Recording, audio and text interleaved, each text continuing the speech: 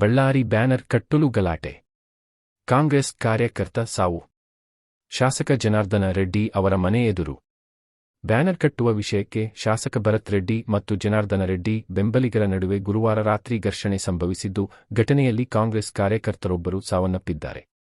ಪೊಲೀಸರು ಸೇರಿ ಹಲವರಿಗೆ ಗಾಯಗಳಾಗಿದ್ದು, ಅವರನ್ನು ಆಸ್ಪತ್ರೆಗೆ ಸಾಗಿಸಲಾಗಿದೆ. ಗುಂಡು ತಾಗಿ ಕಾಂಗ್ರೆಸ್ ಕಾರ್ಯಕರ್ತ ರಾಜಶೇಖರ್ ಮೃತಪಟ್ಟಿದ್ದಾರೆ. ಜನಾರ್ದನ ರೆಡ್ಡಿ ಅವರ ಕಡೆಯಿಂದ ದಾಳಿ ನಡೆದಿದೆ ಎಂದು ಶಾಸಕ ಭರತ್ ರೆಡ್ಡಿ ಆರೋಪಿಸಿದ್ದಾರೆ. ಘಟನೆಯಿಂದ ಬಳ್ಳಾರಿ ಉದ್ವಿಗ್ನಗೊಂಡಿದ್ದು, ನಿಷೇಧಾಜ್ಞೆ ಜಾರಿಗೊಳಿಸಲಾಗಿದೆ. ಜನಾರ್ದನ ರೆಡ್ಡಿ ಅವರ ಮನೆ ಎದುರಿನ ಜಾಗದಲ್ಲಿ ಬ್ಯಾನರ್ ಕಟ್ಟುವ ವಿಚಾರಕ್ಕೆ ಮೊದಲಿಗೆ ಜಗಳ ಆರಂಭವಾಗಿದೆ.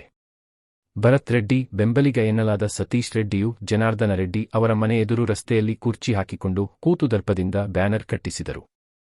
ಆಗ ಮಾಜಿ ಸಚಿವ ಶ್ರೀರಾಮುಲು ಅಡ್ಡ ಬಂದರು. ಈ ಕಾರಣಕ್ಕೆ ಎರಡು ಬಣಗಳ ನಡುವೆ ಮೊದಲಿಗೆ ಮಾತಿನ ಚಕಮಕಿ ನಡೆದು, ನಂತರ ಕಲ್ಲು ತೂರಾಟ ನಡೆದಿದೆ ಎಂದು ದೂರಲಾಗಿದೆ. ಈ ವಿಷಯ ತಿಳಿದು ಜನಾರ್ದನ ರೆಡ್ಡಿ ಅವರು ಸ್ಥಳಕ್ಕೆ ಬಂದಿದ್ದಾರೆ. ಈ ವೇಳೆ ಸತೀಶ್ ರೆಡ್ಡಿ ಆಪ್ತ ಗನ್ಮ್ಯಾನ್ಗಳು ಗಾಳಿಯಲ್ಲಿ 2 ಸುತ್ತು ಗುಂಡು ಹಾರಿಸಿದ್ದಾರೆ ಎಂದು ಗೊತ್ತಾಗಿದೆ. ವಿಷಯ ತಿಳಿದು ಮಾಜಿ ಸಚಿವ ಶ್ರೀರಾಮುಲು ಅವರು ಸ್ಥಳಕ್ಕೆ ಬಂದು ಪರಿಸ್ಥಿತಿ ನಿಭಾಯಿಸಲು ಪ್ರಯತ್ನಿಸಿದರು. ಆದರೆ ಪರಿಸ್ಥಿತಿ ಹತೋಟಿಗೆ ಬರಲಿಲ್ಲ. ಬಳ್ಳಾರಿಯ ವಾಲ್ಮೀಕಿ ವೃತ್ತದಲ್ಲಿ ವಾಲ್ಮೀಕಿ ಪ್ರತಿಮೆಯನ್ನು ಸ್ಥಾಪನೆ ಮಾಡಲಾಗಿದೆ. ಜನವರಿ 3ರಂದು ಪ್ರತಿಮೆ ಅನಾವರಣ ಮಾಡಲು ಸಿದ್ಧತೆ ನಡೆಸಲಾಗಿದೆ. ಈ ಕಾರ್ಯಕ್ರಮಕ್ಕಾಗಿ ನಗರದಾದ್ಯಂತ ಬ್ಯಾನರ್ ಅಳವಡಿಕೆ ಮಾಡಲಾಗುತ್ತಿದೆ. ಬ್ಯಾನರ್ ಅನ್ನು ಜನಾರ್ದನ ರೆಡ್ಡಿ